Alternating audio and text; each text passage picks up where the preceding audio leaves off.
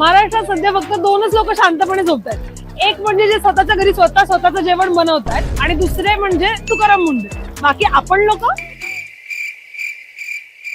आपण सकाळी डोळे उघडायच्या अगोदर मोबाईल उघडतो आणि त्याच्या समोर एकच प्रश्न दिसतो, आज आपल्या नाश्त्यातलं काय बंद पडलंय. काल मसाला, आज दूध, उद्या चहा, परवा हॉटेल आणि आता तर शाळेचं कॅन्टीन पण. असं वाटतंय रोज FDA कारवाई नाही करत आहे तर आपण काही चुकीचं खातोय त्याची एक लिस्ट अपडेट करत चाललोय. हे ऐक ना, पाणीपुरी खातेस? नाही, लहानपणी आई काय म्हणायची, असं थोडी ना म्हणायची पाणीपुरी खाऊ नकोस. हो पण ती म्हणायची की बाहेरचं कमी खात जा. तुम्हाला माहितीये मला आई जेव्हा असं बोलायची ना तेव्हा वाटायचं की आई उगाच घाबरवतीये.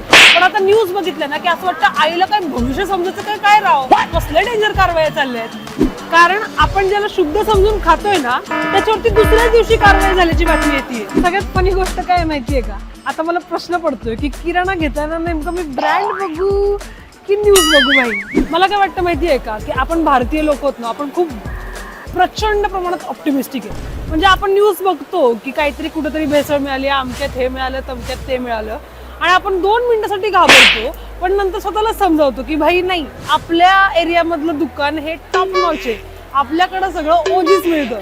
त्यामुळे काय झालं ना की आपल्याला स्वतःलाच असं समजवण्यात जी मजा वाटते ना की भाई नाही सगळं एकदम भारी आहे, हा आमच्याकडे सगळं चांगलं मिळतं. आपल्याला असं वाटतं की दुसऱ्याच्याच वाट्याला फक्त जी काय असेल ती भेसळ येणार आहे आणि आपल्याकडे मात्र सगळं ओरिजिनलच असणार आहे. आणि इन्स्पेक्शन नावाची गोष्ट तर आपल्या देशात एवढी कमालीची भारी आहे सांगते. म्हणजे इन्स्पेक्शन हे एक प्रोसेस राहिलेली नसून तो एक इव्हेंट बनलेला आहे. म्हणजे उद्या अधिकारी येणार ना की आपल्या हॉटेल्समध्ये सगळे ग्लोव्ज भरायला लागतात, सॅनिटायझर बाहेर यायला लागतात, हेअर नेट भरायला लागते. अरे बाप रे बाप, काहीतरी वेगळ्याच लेवलचं असतं. आणि फक्त घरामध्ये आपलं हॉटेलमध्ये नाही बरं का, घरामध्ये सुद्धा आपले पाहुणे येणार म्हणले की आई पण असं करायला लागतं की जगातले सगळे डाग तिला एका आपल्या घरामध्ये दिसायला लागतात. इकडे डाग, तिकडे डाग, तिकडे डाग, आणि त्याचं सगळं प्रेशर आपल्यावरती यायचं. ऑफिसमध्ये जर का आपला बॉस येणार असेल तर सगळ्यांची लॅपटॉप एकदम बिझी व्हायला लागतात. निवडणुका आल्या की रस्ते बांधायला लागतात. आपल्या देशात आहे ना ही कामं जी रोजची आहेत ती रोज नाही होत. कामांना ना एक तारीख मिळते आणि तेवढ्याच दिवसासाठी काम करतात. म्हणजे कालपर्यंत चालायचंच असं म्हणून लोक चालवत होते, ते दुसऱ्या दिवशी हायजीन आणि चांगल्या गोष्टी करण्याचे ब्रँड एम्बॅसिडर बनतात. ही काय गोष्ट आहे भाई. मला काय वाटतं माहिती का, आता एक नवीन ऍप यायला पाहिजे. स्विगी किंवा झोमॅटो बद्दल नाही बोलत मी, एक असं ऍप ज्याच्यामध्ये सकाळी सकाळी नोटिफिकेशन येईल की बाबा आजचं तुमचं जेवण सुरक्षित कुठलंय. ह्या ऍपमध्ये तुम्हाला हेही कळेल की आज इकडे कारवाई झाली आहे, तिकडे कारवाई झाली आहे, हा चहाच बंद पडलाय, हा मसालाच बॅन केलाय, या सगळ्या गोष्टी त्याच्यामध्ये दिसतीलच.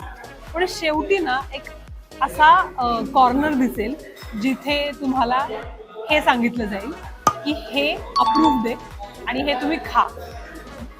आणि त्यामध्ये तुम्हाला एकच ऑप्शन दिसेल, तो असेल घरचं आईच्या हातचं बनवलेलं जेवण. कारण तुम्हाला माहितीये का, तुकाराम मुंडे असं म्हणतायत की त्यांचा आवडता स्पॉट जेवणाचा काय असेल तर तो आहे घरचं जेवण. आता शाळांच्या कॅन्टीनची तपासणी सुरू होणार आहे. म्हणजे खरं सांगायचं तर कुणालाही आत्ता विचारलं, तेजस्विनी खरं सांग, तुला तुझ्या शाळेत कॅन्टीनमध्ये काय खायला मिळायचं? वाह, क्या ऍक्टिंग कर रहा है. नाही माहिती, कोणालाच नाही सांगता येणार. पण एक गोष्ट नक्की सांगू शकते मी की भूक लागल्यावरती हायजीन हा विषय सिलेबसमध्ये सापडतच नाही.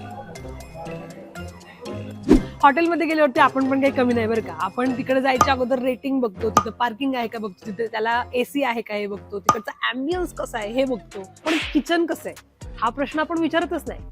आणि का नाही विचारत, कारण त्याचं उत्तर ऐकण्याची हिंमतच नाहीये आपल्याकडे. आपल्याला फक्त ताटामध्ये गरम गरम पनीर बटर मसाला आला की बाकी सगळ्या गोष्टी चालायच्याच असं वाटतं. पण या सगळ्यामध्ये ना एक गोष्ट बाब झालीये. तपासणी होतीये, कारवाई होतीये, म्हणजे निदान कोणीतरी प्रश्न विचारतंय आणि प्रश्न विचारले की उत्तर द्यावीच लागणार. बाकी आपलं काय, आपण सकाळी उठणार, मोबाईल उघडणार आणि एकच प्रश्न विचारणार, आज आपल्या नाश्त्यातलं काय बंद पडलं. कुणालाही विचारण्यापेक्षा आपण एक अशा व्यक्तीला विचारूया जो आपल्याला सगळ्याची खरी खरी उत्तर देऊ शकतो. प्रेझेंटिंग टू यू ऑल डॉगेश भाई. डॉगेश भाई, तुम्ही सांगा काय काय परिस्थिती काय सध्या, जेवण मिळतंय तुम्हाला चांगलं का नाही मिळतंय? हॅपी आहात का तुम्ही जेवणासोबत का नाही आहात? सांगा की, जेवण मिळते का तुम्हाला? चांगलं जेवण मिळतंय काय? बोला की. असा हलवा नाही नाही मिळत. आणि अशा प्रकारे डॉगेश भाईंना प्रश्न विचारल्यानंतर उत्तर देता न आल्यामुळे झोप येते. झोपलेले डॉगेश भाई. येऊ